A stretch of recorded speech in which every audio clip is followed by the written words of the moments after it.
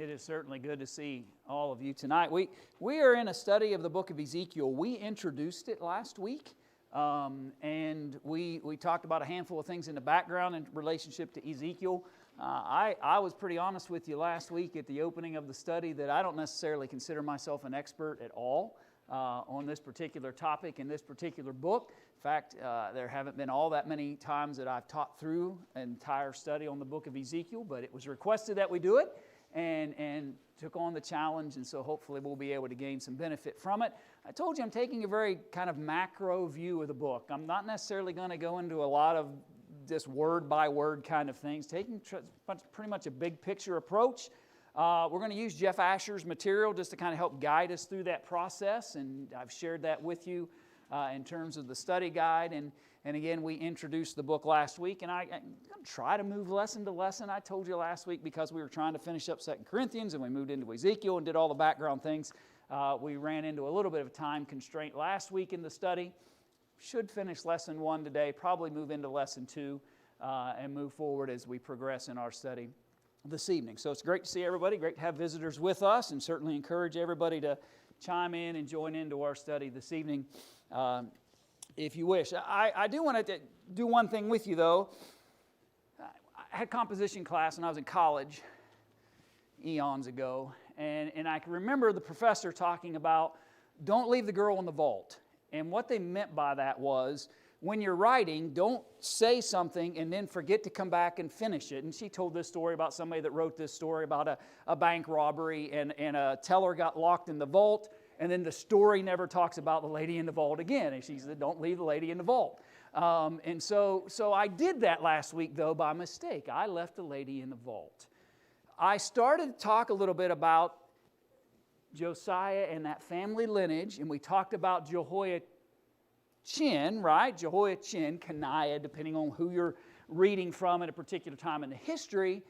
But we talked about the fact that he was young when he comes into reign, doesn't reign very long in terms of a 3-month and 10-day reign, and then he gets taken captive and led back in this same time period that Ezekiel gets taken captive as well, and finds himself here by the river Chebar when he writes this particular book.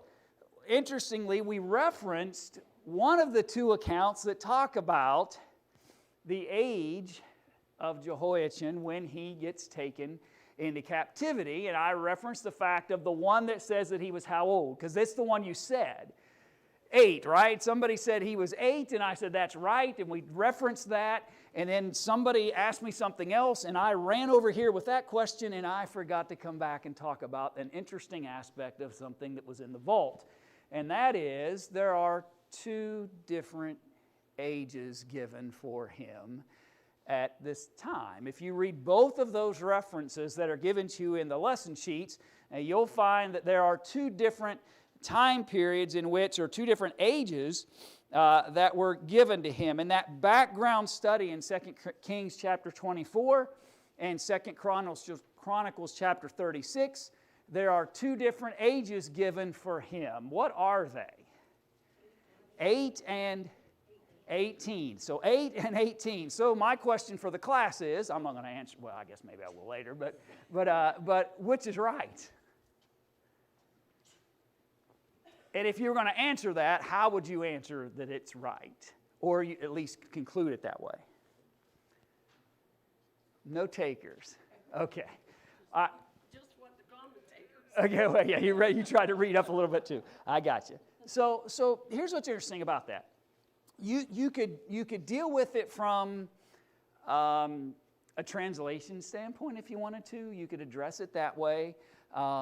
There is the lack of an extra word that means teenth or like teen in the account that gives him as 8 years old. There's a lack of that there in that particular moment, and there is, some would say that's the discrepancy reason, that somewhere a scribe didn't quite get it exactly printed or written in the correct way. That creates a whole set of challenges, though, in some estimation, at least in my mind. That creates some difficulties as how do you approach that then? How often does that happen within Scripture, and the difficulties that might present in that process. The other maybe way we could look at that issue is to look at a different text. It's on the screen for you if you want to go over to 1 Corinthians, or 1 Chronicles rather, chapter 3. And I want you to notice something with me. And this is probably something I could talk to you about last week, but just didn't, left this issue in the vault. But there's a history here, right? Here's a history of the kings and their children and that lineage that processes there. Just notice, pick up about verse 14. Ammon, his son, Josiah, his son, and the sons of Josiah were the firstborn, Jehonan, the second, Jehoiakim, which comes before Jehoiachin. And then he says his son also was, third son was Zedekiah, and the fourth, Shalem. Now what's interesting is Zedekiah there is mentioned as Josiah's son, which would make him Jehoiakim's brother, right? Okay, just follow along with me here for a second. Those four were listed together as children of Josiah. They would be brothers. But interestingly, in verse 16, the sons of Jehoiakim, Jeconiah his son, that's Jehoiachin that we're talking about here, and Zedekiah his son. Now you got two options now. Now I realize you're going, well, man, we haven't cleared anything up yet. So Zedekiah is either two different people, or he's the same guy referenced as the son of both Josiah and the son of Jehoiakim. That wouldn't be uncommon, by the way, for for someone to adopt into a lineage and be considered a son just because they weren't natural born wouldn't necessarily be out of the ordinary in the process of considering this. And I simply say that because I contend, as best I can research, that this is the same guy. These aren't two individuals named Zedekiah. This is the same individual who ultimately becomes what? He ultimately becomes king because Nebuchadnezzar says, I don't like any of you guys. He keeps taking them out of position of power and ultimately puts in Zedekiah, kind of that last of all the kings in that process of time. And he was rightfully part of the lineage. So you say, well then why did Jehoiachin leapfrog him? If that's the case, would he not have been heir to the throne based on his connection to Josiah before Jehoiachin, the son of Jehoiakim, would have been in line for that? Now, keep in mind, Nebuchadnezzar's kind of picking and choosing as he goes. He's kind of appointing men that he thinks will kind of just line up the way he wants them to. And so there's some of that going on within the history as well. But others argue that this may have been a very similar circumstance that you had with another young king by the name of Joash, right? Joash was very young, but Joash gained the throne, but he didn't necessarily take on the leadership role, right? He was guided by whom? Jehoiada, right? And so he's got this help that's leading him and guiding him, the priest, allowing for him to kind of grow and mature into that responsibility as king over the people. I simply illustrate that to you to note that that's common for maybe someone to be put into a position that then they have guidance and education in a process by which before they actually take full reign over the throne. Now, all of that to get to this. It's probable, or at least possible, that Jehoiachin's mother, Nehushta, by the way, who's named after what? I'm really throwing a lot of history at you, I get it, right? Well, remember they had that brazen serpent in the days of Moses, and they kept it. And remember they named it, what did they call it? Nehushtan, right? It became known as Nehushtan. She's named after that. And so here's this interesting character, his mother. this is her son with Jehoiakim. And in order to make sure he gets the reign over the throne, very easily he could have at 8 years old been working side by side with his father, preparing him for the time in which he would ultimately inherit the throne at the death of his father. That would ensure that Zedekiah or anybody else in the family lineage wouldn't try to jump in there and say, no. It was known ahead of time that Jehoiachin would be the one that would be taking over the throne. By the way, that happens too with David and Solomon.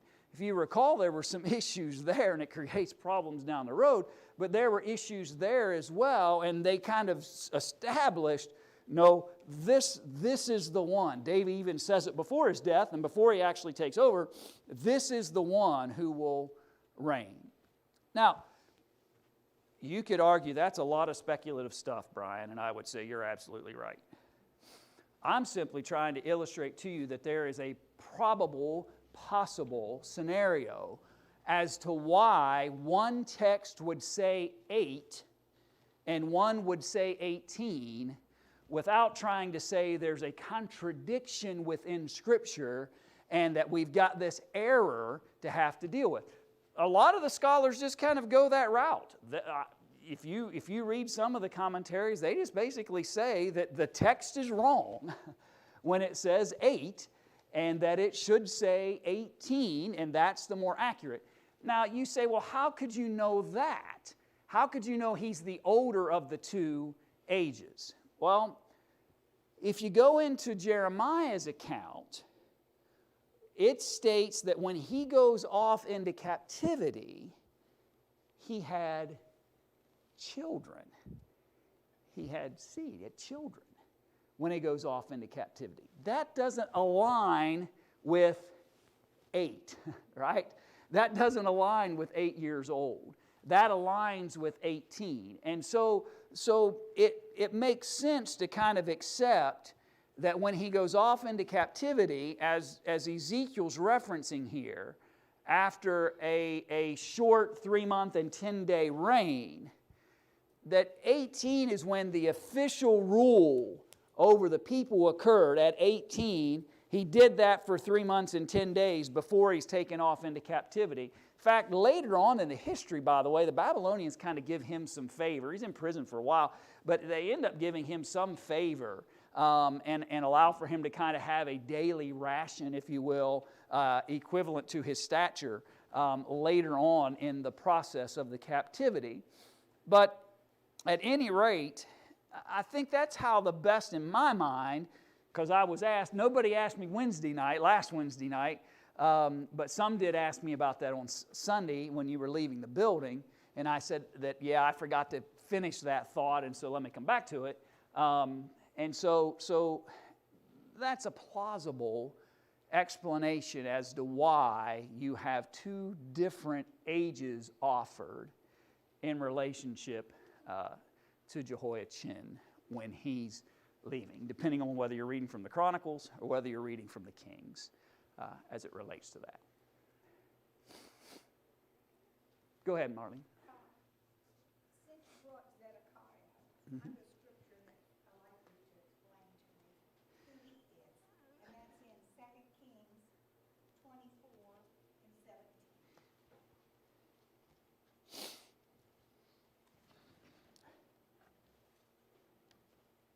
So you're asking, I wonder who this Zedekiah is.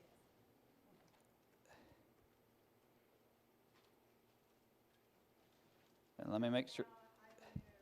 The name here, I'm not familiar with the fall.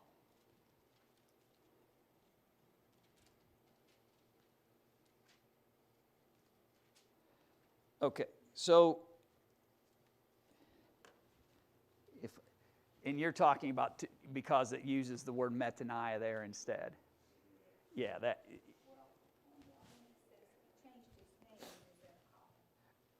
Correct. Then I'm not following your question. Who is this Zedekiah? Is it the same? Are we talking about the same person? The same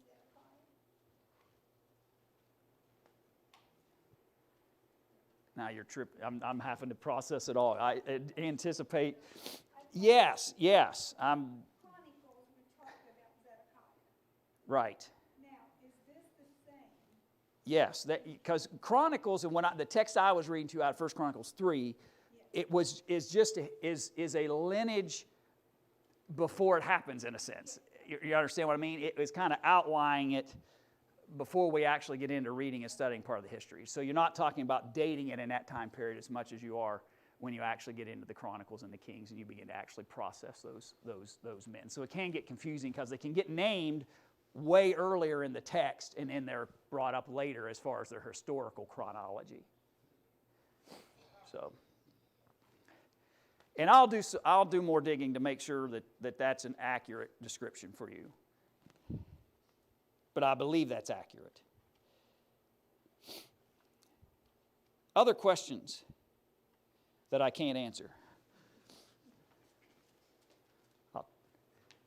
I told you, right? I told you last week, I said a lot of this study within Ezekiel will probably be a lot of me going, yeah, maybe. It could be. Possibly, right? Okay, so let's go back into our narrative then. Let's talk about where we got to in the study of Ezekiel itself. And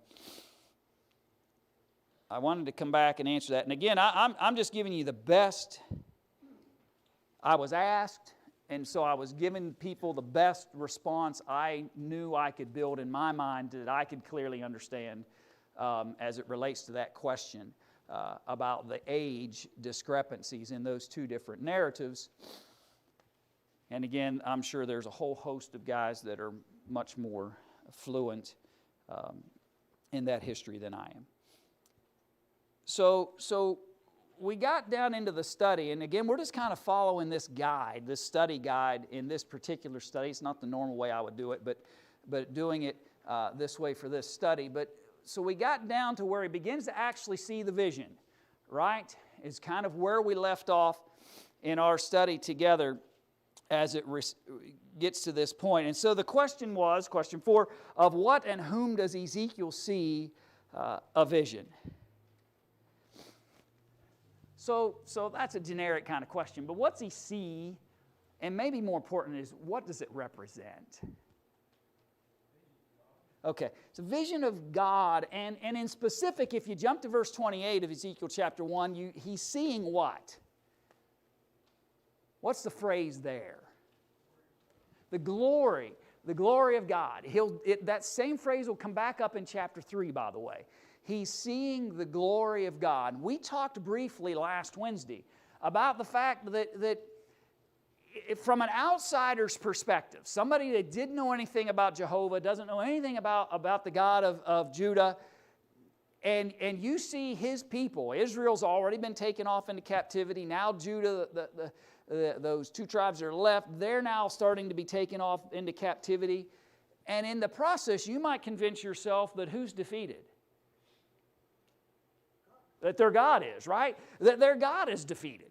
He'd been so powerful and so mighty, and he'd led his people into all kinds of great things, and now all of a sudden they're able to be taken captive, they're able to lose their prominence among men, and all of a sudden you might conclude to yourself that somehow God is failing them, that somehow their God has been weakened and others have been strengthened. Even Nebuchadnezzar, who's being used by the hand of God to bring this judgment against God's people, ultimately even gets so much pride in himself that God has to kind of put him in check at one point as well. And so it might be pretty discouraging.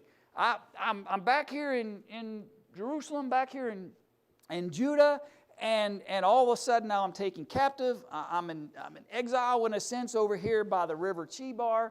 And then all of a sudden I'm there one day and here this enormous vision begins to come before me that he ultimately describes in verse 28.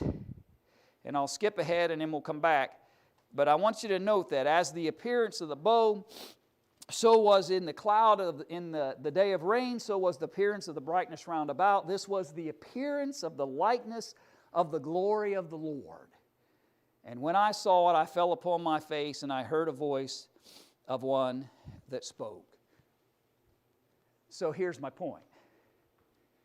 verse 28 is crucial because we could spin our wheels all day long trying to figure out why so many wings and how come all the faces and why do we have all these various things. And your explanation might be just as good as mine or the next guy's. But if we lose sight that the writer Ezekiel tells us exactly what he concluded about it, then we'll make a mistake. If we begin to run further and further and further and not recognize that he gives us a summation of what he saw.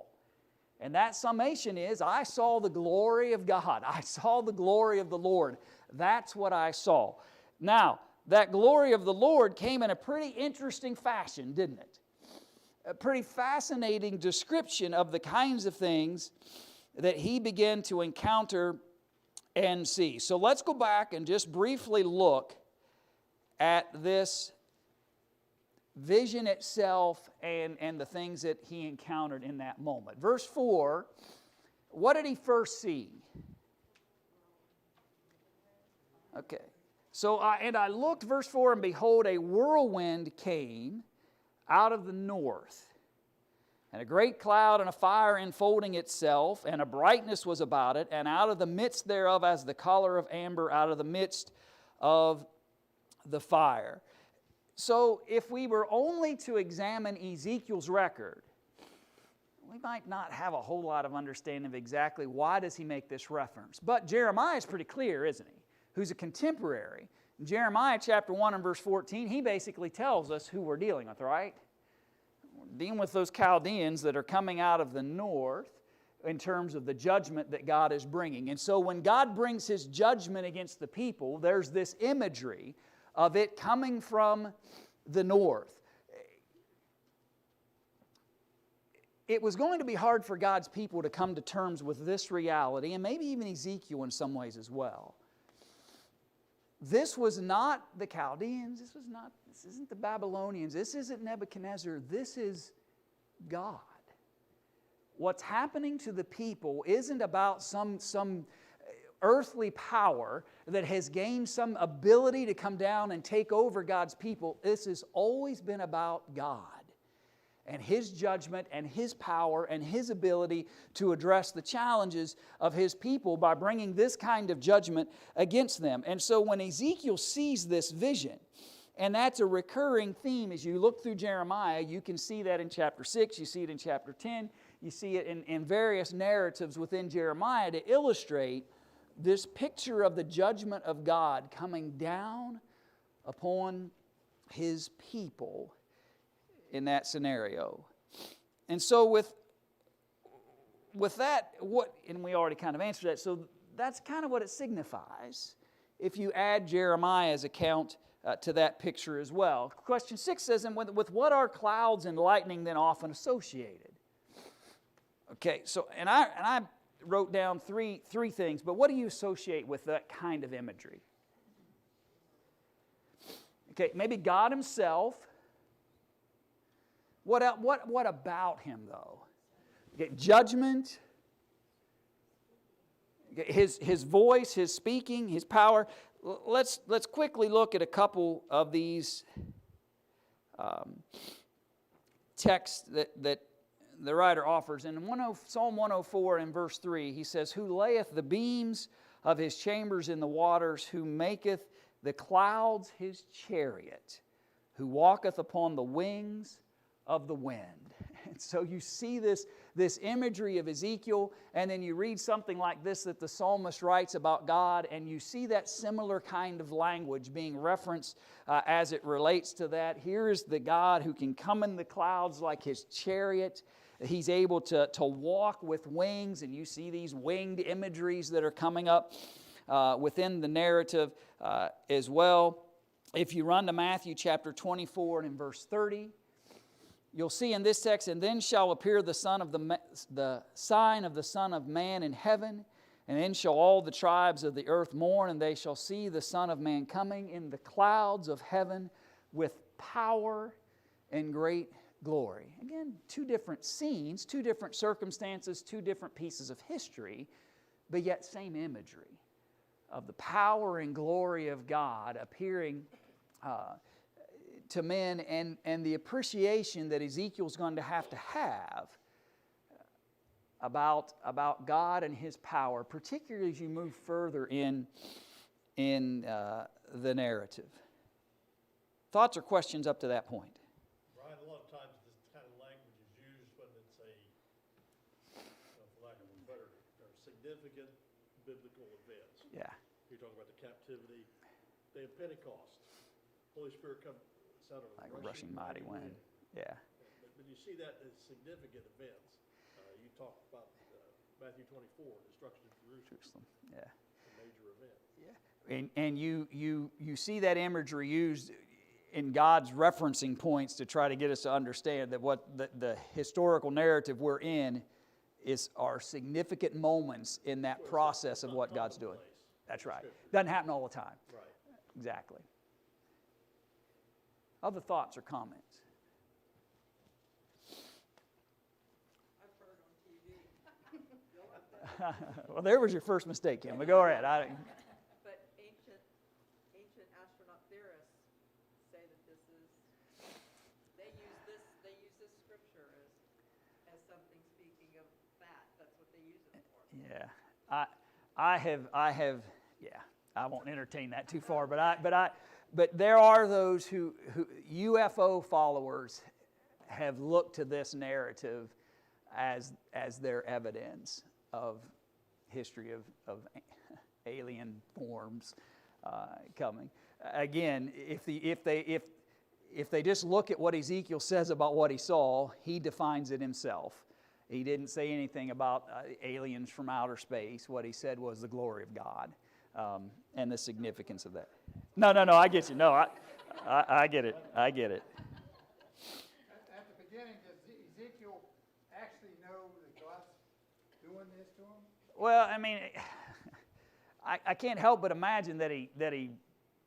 How else would this happen? You know what I mean? I can't help but imagine he would have a pretty quick conclusion that this is something greater than anything else, obviously, that he's experienced. And I think it would come. Although, I mean, throughout the vision, he ultimately draws that conclusion. So I couldn't tell you, Jim. He doesn't define it, so I can't tell you at what point in this process did Ezekiel go, oh, that's the glory of God. He ultimately comes to that conclusion. At what point in the process, he doesn't really define.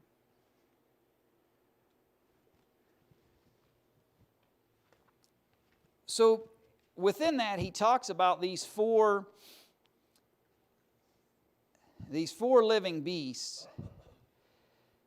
And let's just read real quick the narrative here, verse 5. Also out of the midst thereof came the likeness of 4 living creatures. And this was their appearance. They had the likeness of a man, and every one had 4 faces, and every one had 4 wings. And their feet were straight feet, and the sole of their feet was like the sole of a calf's foot.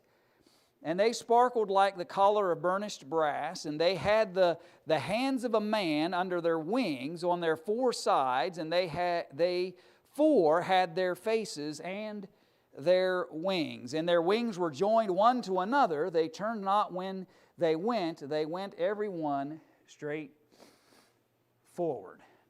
Now, interesting imagery. The question was, describe them. We described them based on the reading the text.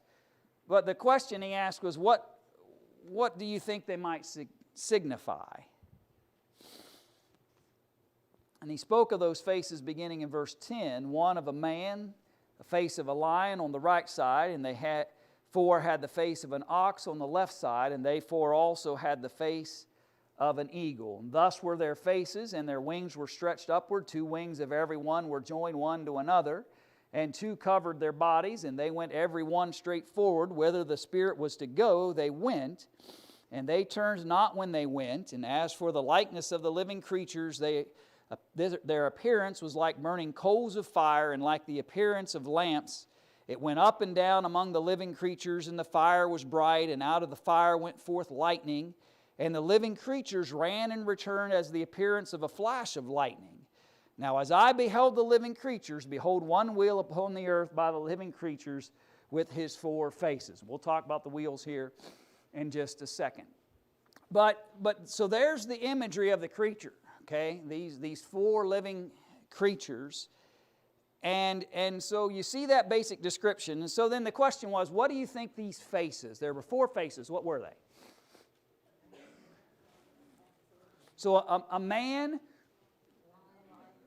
a lion, an ox, and an eagle. Okay. By the way, imageries that you would see in what potentially two locations? Some of that you might see in the imageries at the temple back home. And some of that you would also see in Babylonian sculpture. And I simply illustrate to you that what seems drastically odd to us may not have been so drastically odd to Ezekiel. We aren't exposed to those kinds of imageries on a very regular basis, whereas he would have been exposed to much more imagery than you and I as it relates to that. And I simply illustrate that to you that these weren't necessarily just out of the blue, completely uncommon for Ezekiel to be able to recognize or to see. You can maybe define very simply man representing, not trying to play tricks on you here, but humanity, right? You're talking about a reference to humanity as it relates to that. When you think about an ox, you think of what kind of strength, right? You think of something that works and is powerful. You think of strength. What do you think of when you think of a lion? Regal. King, royalty, sovereignty.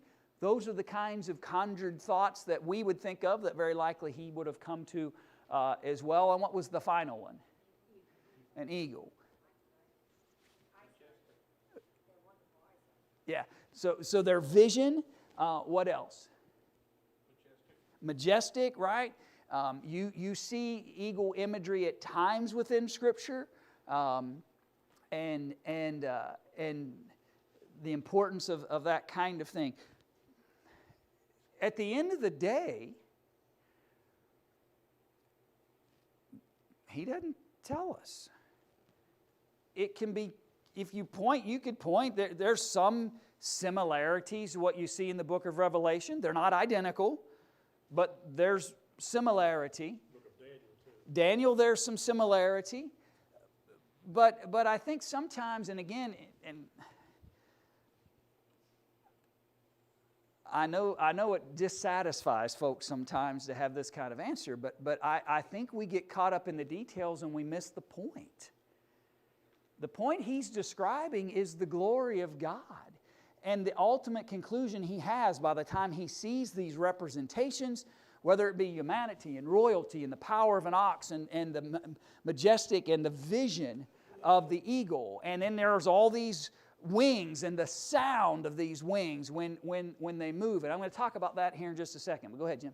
That be that God controls all these images? Well, and I think that's right. There's that God has the ability to use any and all of these things for His purposes. All things are under the ultimate control and purposes of God. That's right. Yeah, all of those things. He can use men in whatever purposes and functions. So all of these things pointing Ezekiel to the fact that this is coming from God, and he would need to be alert and paying attention to the things that God would be sharing with him. There is a facet of this description, though, that I think is key. What direction were they going? It says straight, Okay. but if you got four faces, which is But the movement is described as straight ahead.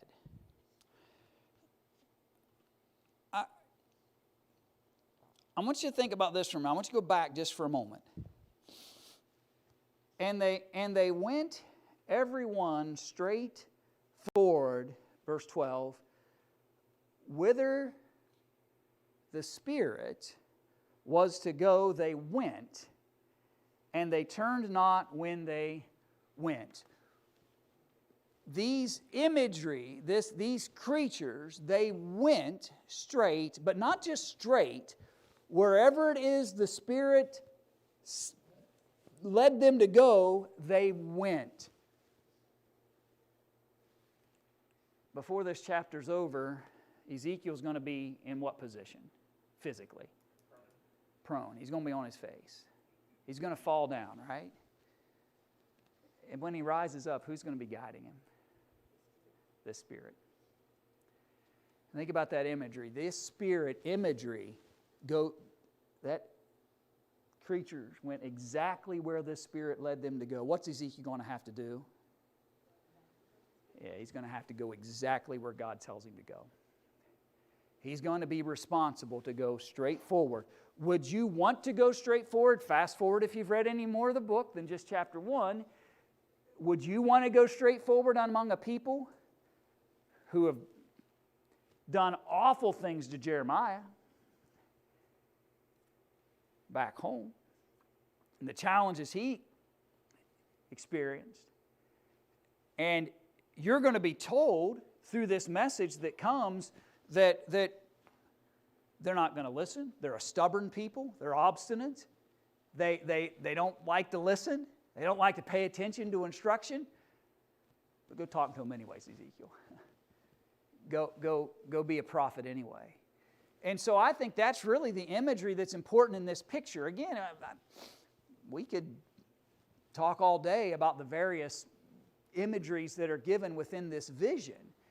And if we get done with all that, and we still may not know 100% what each picture absolutely represents, but we do know this, that it's the glory of God, and we do know this, that the picture went in the direction the Spirit led it to go, which is exactly what Ezekiel the prophet's going to be called to do. That's the message. That's the message of the imagery. And again, we could prescribe all kinds of things, and we might feel strongly one way or another about the connectivity